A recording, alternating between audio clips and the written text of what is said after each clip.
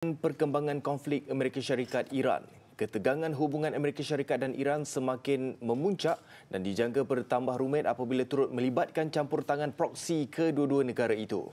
Malah timbul persoalan kemungkinan berlakunya Perang Dunia Ketiga berikutan kematian Komander Iran Jeneral Qasem Soleimani dalam serangan drone Amerika Syarikat Jumaat lalu. Bagaimana semuanya bermula dan apakah kesannya pada masa depan? Nadia Mohsin mengupas persoalan ini. Qasem Soleimani bersama 7 yang lain terbunuh dalam serangan drone di luar lapangan terbang antarabangsa Baghdad di Iraq 3 Januari lalu. Rombongan Soleimani dipercayai baru tiba dari Lubnan atau Syria. Dan serangan awal pagi itu melibatkan 3 roket kayut Shah. Ia mendarat berhampiran terminal kargo udara, menyebabkan 2 kenderaan terbakar dan beberapa orang cedera. Soleimani berada di Iraq dalam rangka kegiatan ketenteraan di Syria. Tempoh 3 hari berkabung diumumkan dan jenazah akan dikebumikan hari ini. Jadi, siapa Soleimani dan kenapa dia penting? Di Iran, Soleimani dianggap pejuang berani serta berpengaruh di Asia Barat sejak menyertai tentera ketika Perang Iran-Iraq pada tahun 1980-an dan beliau juga merupakan komander tertinggi pasukan pengawal revolusi Iran Quds Force, pasukan elit yang mengawal operasi ketenteraan Iran di luar negeri.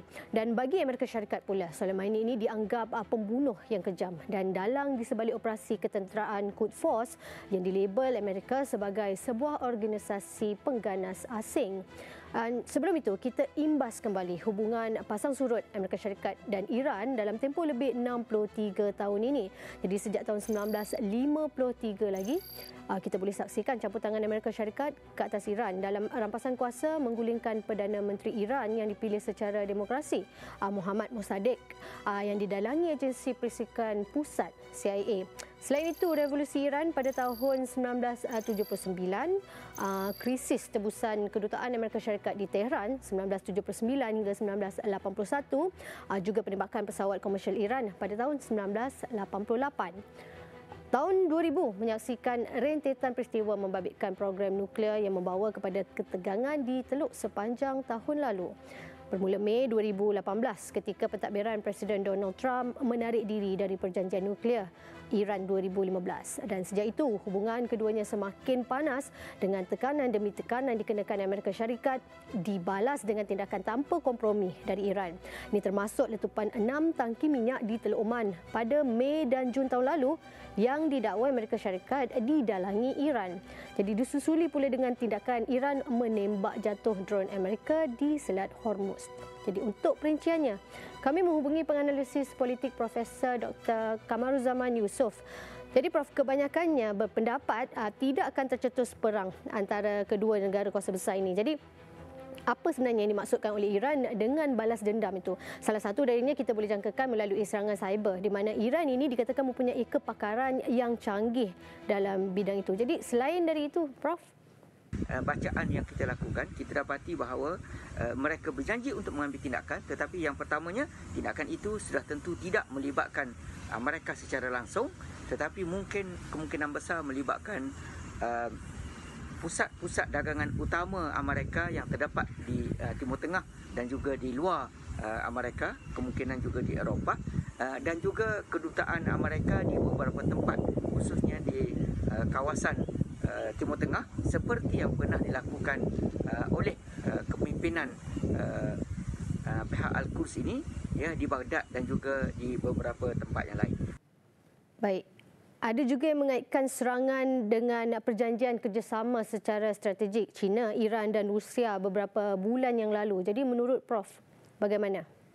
Jadi persoalan yang timbulnya ialah sama ada pihak Amerika mendapat maklumat daripada China ataupun daripada Rusia selain daripada pihak-pihak lain mengenai dengan pergerakan Soleimani ini sehingga mereka mendapat suatu itinerary perjalanan yang sangat detail. Yang kedua ialah mungkin kerana Amerika melihat apabila Rusia, China dan Iraq dan Iran berada dalam keadaan yang sangat baik hubungannya, maka mereka merasakan inilah antara langkah yang patut dilakukan, iaitu dengan mengadakan serangan dan pembunuhan terhadap ketua nombor 1 pemimpin Iran, tentera di luar daripada Iran. Baiklah, terima kasih Prof atas perkongsian itu tadi. Laporan Nadia Mohsin untuk Buletin Utama. Sementara itu, Presiden Donald Trump dalam ciapannya di laman Twitter secara angkuh memberi amaran Amerika akan menyerang Iran secara lebih kuat daripada yang pernah dilakukan sebelum ini jika Tehran membalas dendam terhadap kematian Soleimani. Ia disusuli satu lagi ciapan yang mengatakan Amerika akan menggunakan kelengkapan ketenteraan terbaru tanpa ragu-ragu jika Iran bertindak balas. Trump yang terlebih dahulu menetapkan sasaran 52 lokasi serangan balas ke atas Iran sekiranya mana-mana rakyat atau aset negara itu diserang. Sasaran yang dimaksudkan adalah sangat penting kepada Iran dan budaya negara itu, selain menyifatkan serangan itu akan dilakukan dengan sangat pantas dan teruk. Tambahnya, 52 sasaran lokasi serangan balas adalah bersamaan dengan jumlah tebusan rakyat Amerika yang berada di Iran selepas kedutaannya ditawan di Tehran pada 1979.